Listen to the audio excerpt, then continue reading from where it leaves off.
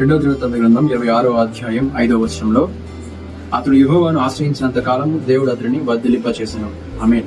చూడండి ప్రియమైన వాళ్ళరా, ఇక్కడ రాజైన ఉజ్జియా గురించి దేవుని యొక్క వాక్యం ప్రస్తావన చేస్తుంది, తెలియజేస్తుంది. దేవుడంట అతడు యెహోవాను ఆశ్రయించినంత కాలము యెహోవా అతన్ని వర్ధిల్లింప చేస్తూ వచ్చాడంట. అవునండి, ఈ రోజుల్లో మనం ఎవరిని ఆశ్రయిస్తున్నాము అని ఒక విషయాన్ని జ్ఞాపకం చేసుకోవాలి.